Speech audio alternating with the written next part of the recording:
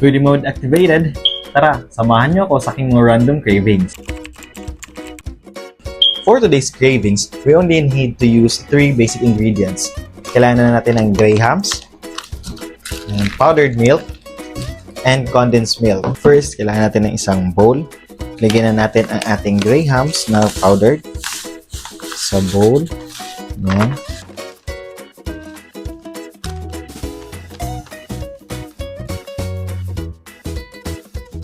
So, di ko siya ilalahat for future use.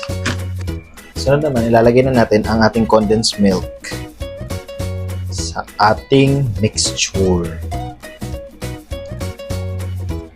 Ayan, so ilalagay na natin siya dyan sa ating mixture hanggang maging well combined.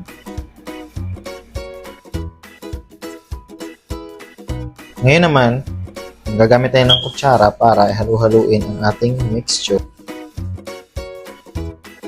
Balls. So, ayan. Okay na to.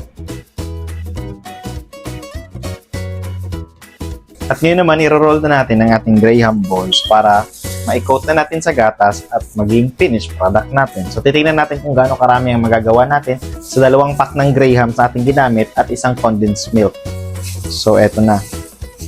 So, since para kain lang naman to, lalakihan ko na ang gagawin kong graham balls. Medyo maano pala to. Okay. And then, i-roll natin sa milk para may coating. Yan, coat lang natin ng maayos. Medyo dumidikit yung hand gloves natin. Okay. O, diba? Meron na tayong mango graham balls. Ganun lang kadali. Okay. Next.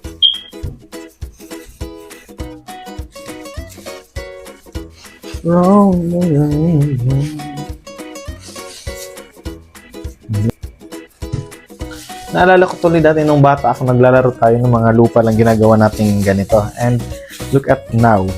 Pwede na tayong gumawa ng graham balls na tutay na pwedeng kainin. So gumawa din tayo ng mga maliliit na version, yung bite size lang.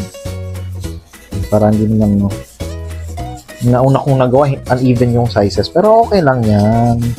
Tayo lang naman ang kakain. Kung gusto nyo nung pang-negosyo, kayo na bahala mag-estimate ng size sa costing. Depende sa nagastos nyo. No?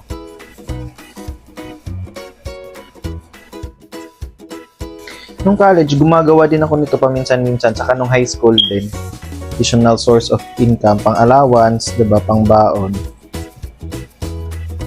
So, yung nakukuha kong stipend from my scholarship, bumibili ako ng mga crackers dati.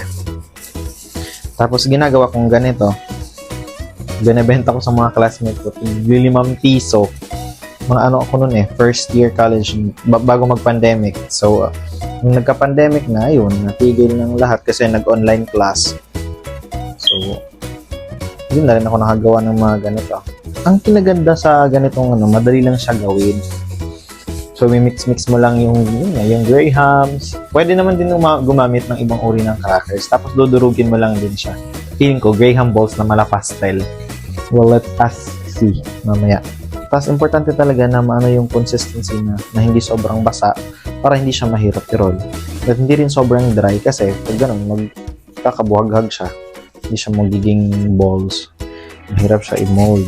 Kala ko nga dalawang gatas ang magagamit ko. Okay na pala yung isa. Diba? Katipid pa.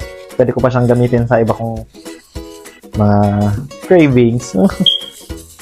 Maraming salamat pala sa pagsusupport, sa inyong pag-like and share sa aking mga random cravings. So, yan ang ating finished product na graham balls coated ng powdered milk. So, lalagay muna natin yan sa chiller for a few minutes para maging consistent at maging fix.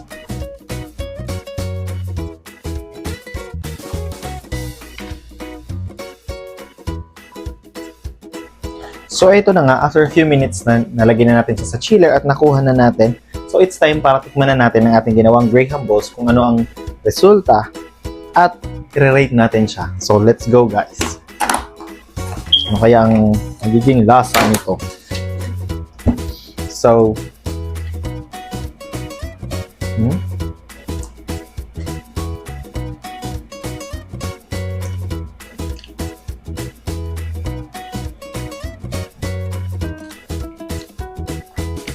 So, na-incorporate masyado yung yung lasa ng Grahams tsaka ng condensed milk at yung powdered milk. So, magandang combination sila.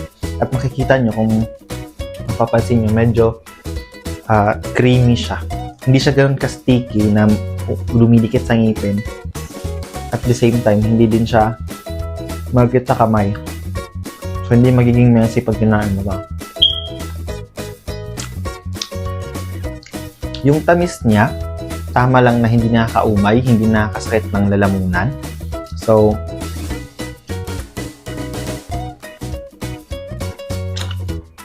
siguro kahit mga 3 hanggang 4 na Grahams, hindi ka pa mauumay. So, that's it for our episode 3 of this Random Food Cravings. Abangan nyo naman ang mga susunod na episodes at sana supportahan nyo pa rin ako. Don't forget to like, share, and comment para sa exciting and more craving videos with you guys. So, that's all. God bless and ingat kayo palagi. Bye! Shout out sa inyo mga idol.